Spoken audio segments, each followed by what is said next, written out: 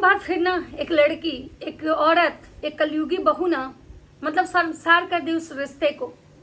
मतलब एक बहू अपने सास को इतनी बेरहमी से मारती है, इतनी बेरहमी से मारती है कि उस औरत का एज का भी वो ख्याल नहीं रखती है कि एक बुजुर्ग महिला पे वो कैसे इस तरह से मतलब वार कर रही थी कि उनका आंख से खून निकल रहा है।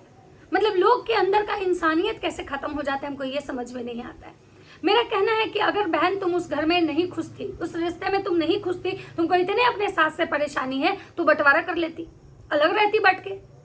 दुनिया में बहुत सारी ऐसी बहुएं हैं जो अपने सास से अलग रहती हैं, बंटवारा कर लेती हैं, एक घर में भी रहती हैं लेकिन उनके चौका बर्तन चूल्हा सब अलग होते हैं। लेकिन इस तरह से आंख फोड़ा फोड़ी करके नहीं मारती है। और जो आंख फोड़ा फोड़ी करके अगर सास को मारती है ना, वो औरत नहीं, वो जाहिल होती है। भाई आप भी किसी की बेटी हो, आपकी भी कोई भौजाई होंगी, आप भी कहीं ननद हो तो कहीं सास हो तो कहीं बहू हो। ये रिश्ते इसी तरह से समाज में बदलते रहते हैं। रिश्ते कहीं अलग से नहीं आते, समाज है, समाज में इसी तरह रिश्ते जो होते बदलते रहते हैं। कहीं हम बेटी हैं तो हम कहीं बहू हैं, हम कहीं बहू हैं तो हम कहीं सास हैं, ऐसे होता है। तो कहीं से ये वाजिब नहीं लगा उस वीडियो को देख के कि भाई किसी औरत के साथ कोई औरत या कोई सास के साथ कोई बहू ऐसा कर रही है। बहुत ही शर्मिंदगी वाली बात थी, बहुत ही शर्मिंदगी वाली बात। और जहाँ तक ये जो लेके आई हैं हल्का दीदी, जो यूट्यूब पे बहुत बोली ना, वो बोली सो सही बात बोली कि अपने घर का जो मैटर होता है ना, वो सोशल मीडिया पे लाने के लिए ना बहुत जिगड़ा की जरूरत होती है। बहुत हिम्मत जुटाना पड़ता है कि आप अपने घर में हो रहे घटना, चाहे आपके जीवन में कुछ भी परेशानी हो रहा है ना, पहले इंसान एक हद तक बर्दाश्त करता है। जब बर्दाश्त से टूट जाता है ना, सहन शक्ति खत्म हो जाती है, तभी सोशल मीडिया पे लाता है। तो नमस्कार, कैसे हैं आप लोग? उम्मीद करें बहुत अच्छे होंगे, स्वस्थ होंगे, मस्त होंगे और अपने काम में व्यस्त होंगे। मैं प्रिया शर्मा और मैं अपने इस नए वीडियो में आप लोग का स्वागत करती हूँ। आशा करती हूँ जो लोग हमारे चैनल पे नए जुड़े, हमारे चैनल को सब्सक्राइब करेंगे, लाइक करेंगे, कमेंट करेंगे, मुझे बहुत सारा प्यार देंगे।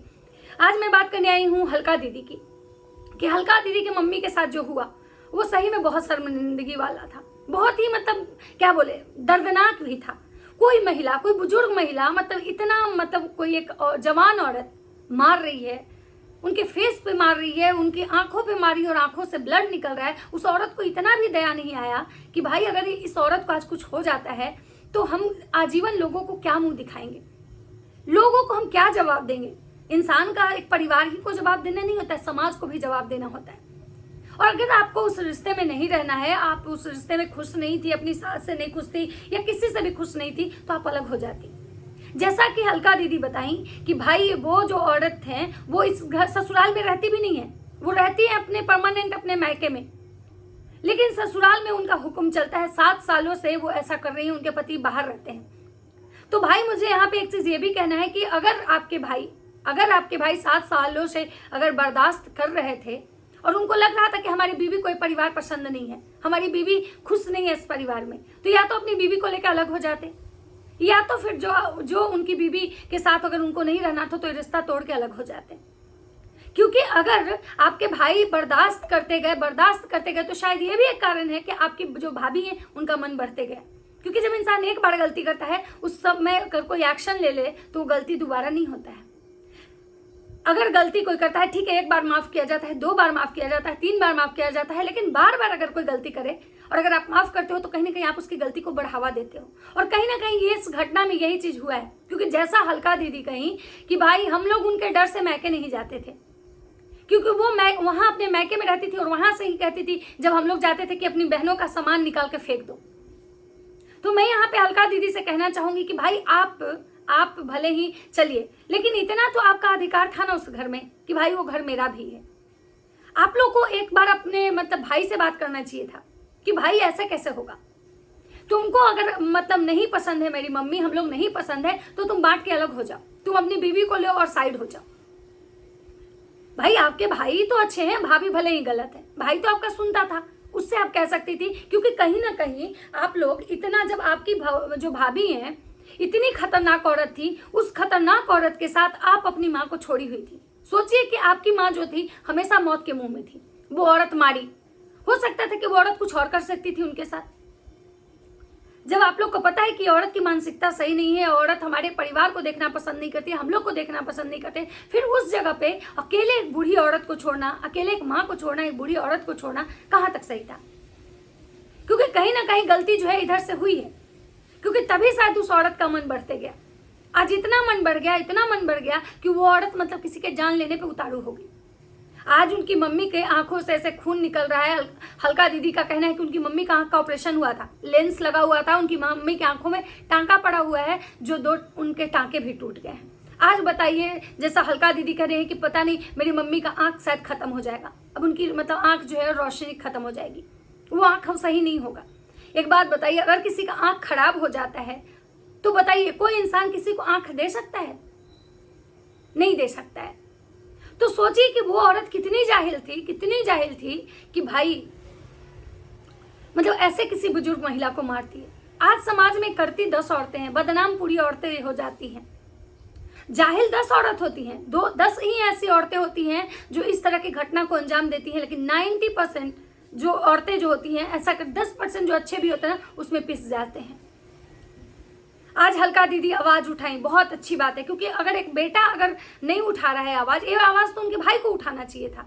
ये आवाज कहीं ना कहीं उनके भाई को उठाना चाहिए था कि भाई, क्योंकि वो उनकी भी माँ थी।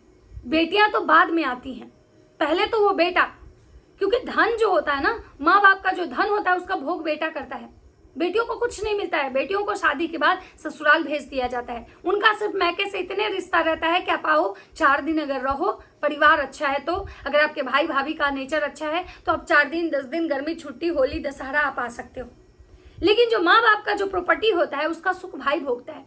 तो उस भाई का भी कर्तव्य बनता था कि अपनी माँ के लिए स्टैंड ले। 7 साल से अगर उसकी बीवी मायके में बैठ के हुक्म चला रही थी, मायके में बैठ के लोगों को धमकियां दे रही थी, मायके में बैठ के अगर लोगों को परेशान कर रही थी, तो कहीं ना कहीं उस भाई को भी, उस मर्द को भी सोचना चाहिए था कि भाई ये औरत घर में रहती नहीं है, कुछ करती नहीं है, और ये मायके में बैठ के हमारे परिवार पे दलील करती है, हमारे परिवार को परेशान करती है। तो क्यों आखिर उसकी वो जो बदतमीजियां थी क्यों बर्दाश्त की? तो भाई हल्का दीदी का ये भी कहना है कि उसके भाई जो है वो दबंग है। दुनिया में कोई कितना भी दबंग क्यों ना हो, लेकिन हर कानून भी एक चीज है। दबंग है भाई, वो अपनी बहन को बहुत होगा, अगर आपके भाई उसको डाइवोर्स देते, उसके साथ नहीं रहते, क्या करता उसका भाई? दबंग है, क्या करता? लेकिन खैर छोड़िए, अब तो जो बीत गया, ये अब जो बीत गए उस पर चर्चा करने से कोई फायदा नहीं है। अब आगे क्या करना है उस पर अब ध्यान देने की बात है, क्योंकि भाई जो औरत उनको जान लेने तक उतारू हो चुकी है, वो जान लेने ही कहा जाता है उसको। वैसे में उनकी जान भी जा सकती थी, अभी तो आंख गई, उनकी जान भी जा सकती थी। भगवान ना करे कि उनकी आंख को कुछ हो, क्योंकि माता रानी, क्योंकि आंख और पैर जो होता है ना वही इंसान का अपना होता है, बाकी दुनिया में, इस दुनिया में कोई किसी का नहीं है। अगर आपके हाथ पैर आंख सलामत है ना तो ही आपका सब कुछ है, नहीं तो कोई किसी का काम नहीं आता है। तो भगवान करे कि उनकी आंखें वापस आ जाएं।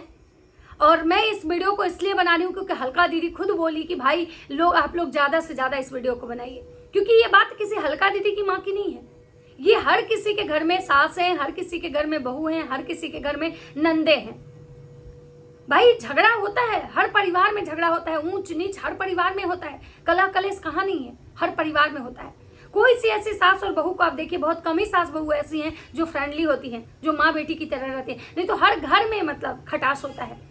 लेकिन खटास का मतलब ये नहीं होता कि किसी का आंख फोड़ दो, किसी का नाक फोड़ दो, किसी का मुंह फोड़ दो, किसी का जान मार दो, ये खटास नहीं होता है, ये जाहिलता कहते हैं इसको। आपको लड़ने का अधिकार है, आपको नहीं रहना उस परिवार में, आप अलग होकर रहो उस परिवार से, लेकिन आपको किसी के साथ इस तरह से टॉर्चर करने का अधिकार नहीं है, चाहे वो सास हो या बहू हो। बहुत सारे में आप देखे होंगे कि सास बहुत जाहिल होती है, बहुओं को प्रताड़ित करती है, यहाँ तक कि बहू को मार भी देती है। मैं उन सास लोग से भी कहना चाहती हूँ, अगर आपको आपकी बहू पसंद नहीं है तो उसको निकाल दीजिए, उसको घर से निकाल दीजिए। आपको अपने बेटे को कहिए किससे रिश्ता तोड़ ले, लेकिन किसी को मारना, किसी को टॉर्चर करना, ये आपका अधिकार नहीं है।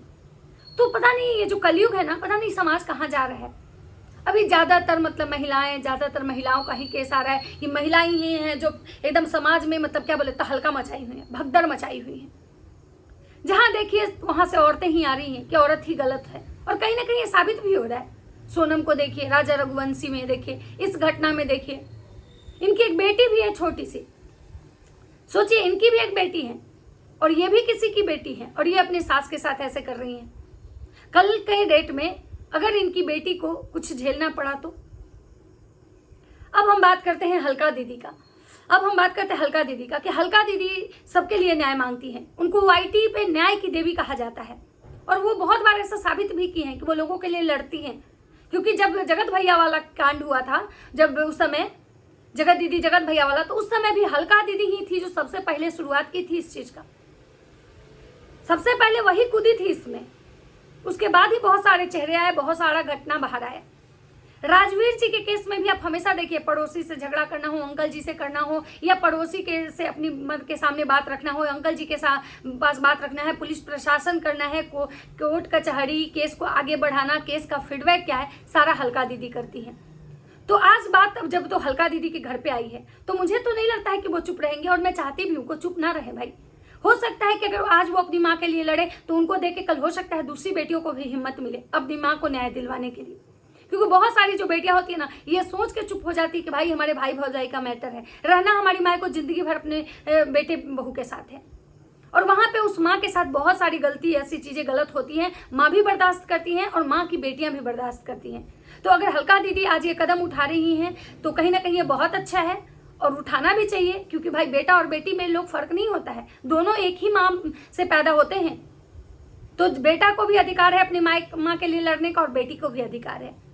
तो आप लड़िए, आप बहुत अच्छा कर रही हैं कि भाई वो ऐसी औरतों को दंड मिलना चाहिए, ऐसी औरतों के साथ होना चाहिए, सजा तो इनको मिलनी चाहिए, क्योंकि इन्होंने गलती की है।